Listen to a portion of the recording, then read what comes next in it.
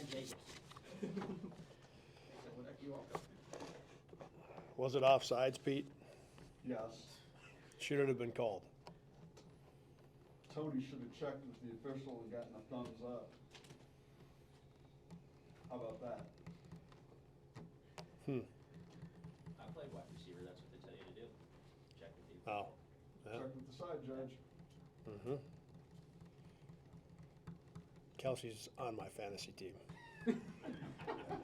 So that reception, yardage, probably touchdown, may end up costing me our quarterfinal game and the trophy. But you wanted to get the touchdown because you led.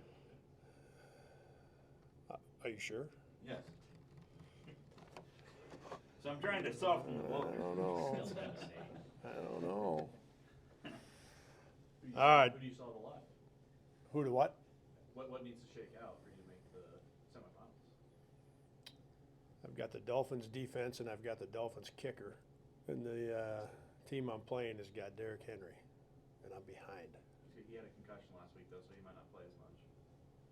Dolphins defense has been good lately, I've got that too. I like this. We And they're got going to score a lot of points. So. we're building a little bit of, Yeah, come on. yeah. All right, what do we got here, gang? Thanks for.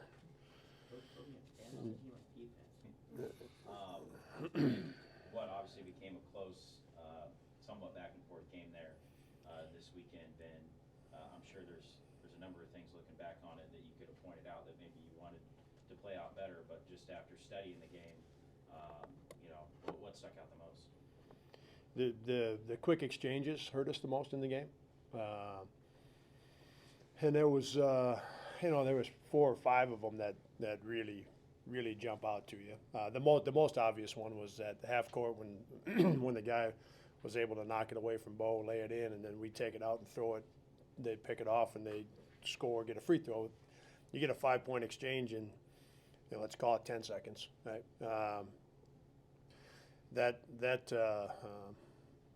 There was 2 or 3 more of those that weren't to that level, right? And it may have been where we drive it in. Even the last one, man, guys executed that play great when we're down 1 with a minute to go. I don't know if you guys everyone was watching or not watching, but great execution, a great play call by Tut. Great execution by the guys. Great pass by Titan. Bo catches it and he's looking at the rim. His defender's behind him. He caught it in a little bit. He was off stride just a little. If he's a little higher on the floor, he's just going to lay it in with his left hand. So he's a little too close to the basket, but he takes off and goes to finish it on the right side, which he felt like was the best option. But he, at the same time, goes flying and lands on the ground. Right? Well, they run down and score. So instead of being ahead by 1, we're down by 3, right? And now you've only got 50 seconds or 55 seconds. But Cole, there's 2 that I've described, right? There was probably 3 more of those that happened in the basketball game that were quick exchanges. That really it makes the game, it just makes it really difficult. It puts so much pressure on everything else, right? Like if whether you're home, away, no matter what, no matter who you're playing, you really want to stay out of that situation where you put so much pressure on everything else that's happening during the course of the 40 minutes, right? Your half-court defense, your rebounding, like you list off the things that are really important. You almost have to be perfect in those things when you have those types of quick exchanges. A lot of those exchanges happened with our ball handling, our passing, and what we did when we had the ball close to the basket, right? And if you want to sum it up, you call it ball toughness, you call it ball security. The premium that this group needs to put on the basketball, it has to increase tremendously, right? That won't. We've got a lot of things to continue to get better at, right? But that's what stood out the most. That's what cost us the game 2 days ago. With ball toughness and the need to improve that is the takeaway from the game. What's the next couple practices look like in working to improve that? Yeah, you need to we need to be doing it in our individual workout stuff. Right? Guys are in. Give our guys a ton of credit. Their willingness to be in, whether it's the office for film or in the gym outside of practice. Their willingness to do that, and it's been that way. You go back to the summer, and it's been that way all fall. It's continued to be that way, even though the results of games haven't gone the way that we expected. Right? They have continued to be in. So you add some of that to when they come in to shoot. Right? So you get in and you shoot for 35, 40 minutes. Well, we need to take 5-6 minutes of that and do some ball toughness stuff. Okay. In practice, you need to incorporate. Right? A defensive rebound, and you get Pravy's going to do the same thing. Toledo would stick around on a defensive rebound. They'd have one or two guys stay there with you. Right? Nate lost one underneath their basket, right, in the second half, and so we need to be doing that. Okay? Those types of situations that have popped up in the games. Right? That can help us. Now, some of them we've covered plenty. Right? You dribble across half court, Trey picks it up and throws it to a guy at half court. Look, we've covered that plenty, right? And that's not directed at Trey. And when I talk about Bone at half court, that's not directed at guys individually. But some of these things that we've covered plenty. And so when I talk about the change in mentality or increasing the premium that they put on the basketball, that it's going to start there, right? And then we need to incorporate things in their individual workouts, the time they're spending outside of practice. And we need to incorporate things in practice so that we can work on this together, right? In game, because I think after the play you just mentioned from Trey, I think there was a time out you talked to him one-on-one. What's like the conversation between a player to try and improve that in game? Yeah. We talked about it quite a bit as that game went on, in our timeouts, because we had the 5 or 6 that, if you're watching, you're thinking the same thing. Like, wow, this is getting harder than it needs to be. And that one was, there's a couple things that we were talking about there on that particular play, Ethan. Yeah, there was a couple different things, some to do with the play that was just made, and then one or two other things that we were chatting about. As you've gained experience over the years, do you find yourself having moments in seasons where a team's in a moment that makes you think about a previous team that you've had, whether it's 2 or 12 years ago? And I ask just because that 15-16 team got off to a slow start. I think started 0-4 in Valley play, but nobody ever questioned that team's talent, and then they kind of found it. So whether it, just to illustrate the point there, thinking back about previous teams and moments in seasons. Yeah, something popped up yesterday back to the NFL. Well, the Broncos this year. I think the Broncos started 1-5 or 1-6, and they won again yesterday to go to 7-6 now. Whether it's our team or it's other things that happen to be going on in real time. I look at that stuff makes sense to me, I guess. Again, whether it's looking at one of our teams or it's looking at other leagues or other teams, it makes sense to me because like sports life, it's not a straight line. If it was, we'd all be champs. Like, we got 12 teams in our league and we'd all get a trophy at the end if it was a straight line and it was easy, right? What I've learned over the years and being part of it is that's not the way this works, right? As much as everyone would like it to be that simple, it's truly not, right? And having been a part of it as a player, an assistant coach, and a head coach, I could go back to teams in all 3 of those and find a team that was in a tough spot from a record standpoint and ended up winning a championship. It just so it isn't to me it's never about what our record is or isn't. It's always about how we're playing and what are we doing to get better, right? It's been that way for a long time. It's always going to be that way, right? Yeah, that team you referred to, Cole, like, now this team's got a tremendous amount of talent as well. Yeah, I love this team. For that reason, it's a good enough roster, right, to be champs, and they're willing to be in outside of practice. Okay, they put in a lot of time, and I love that about them.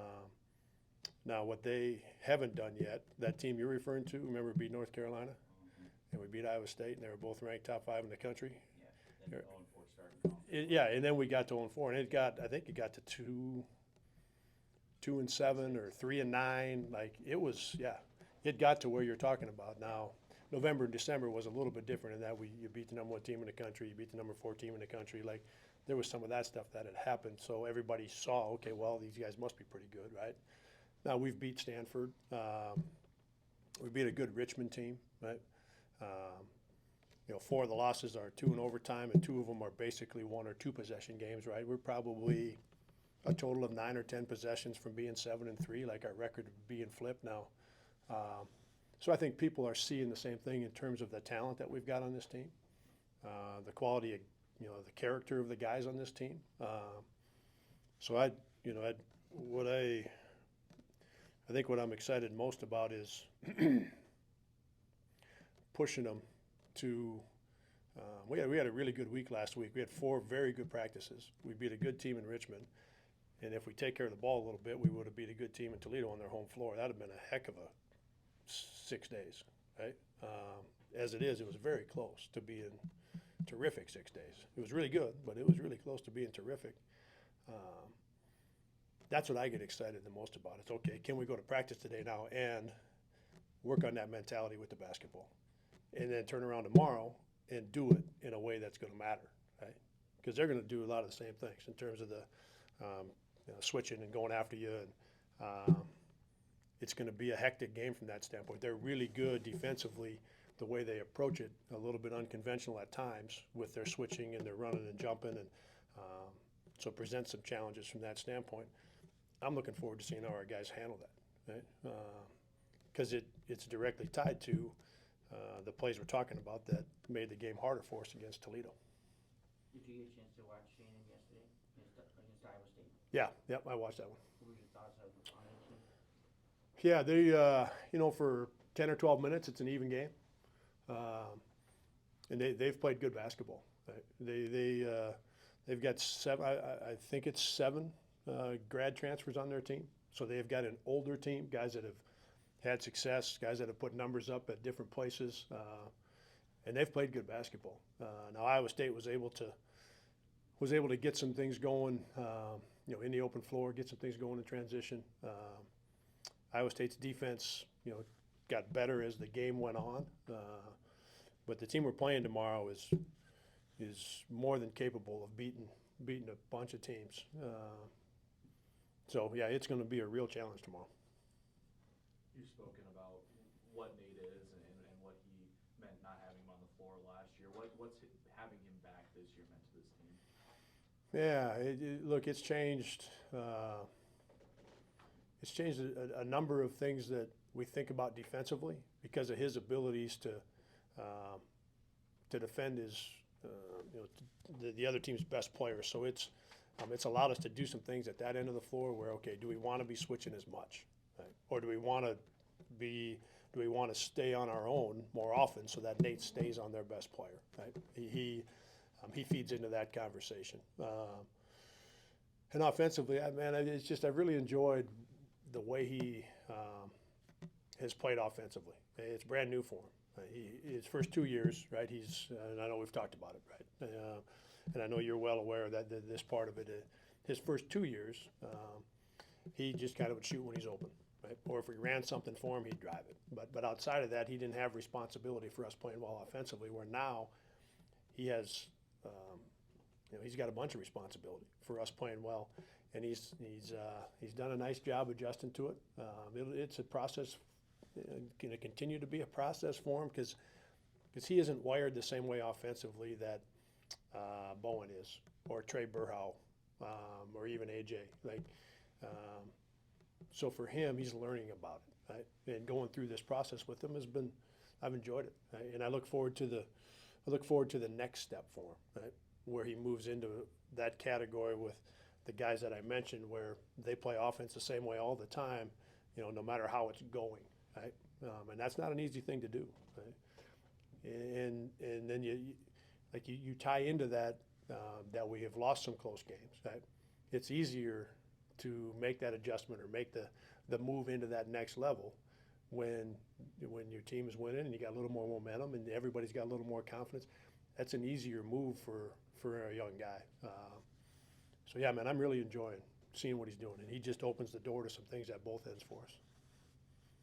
How do you manage this week with the academic responsibilities of finals? How do you manage practice and everything? Yeah, we were going to practice last night because we have a game tomorrow. Right? If our game would have been Wednesday, we wouldn't have even thought about practicing yesterday. But I ended up calling it off, kind of later afternoon, knowing the guys had been able to be at home. But even so, I called the practice off so they could study and make sure they were getting ready for what they've got today and tomorrow. With their lifting, it's open to their schedule. Like we adjust as much of our lifting practices, preparation. We adjust as much of it as we can, so that they've got more time to be able to get themselves organized and ready for, especially Monday, Tuesday. Monday, Tuesday, Wednesday, but especially Monday, Tuesday.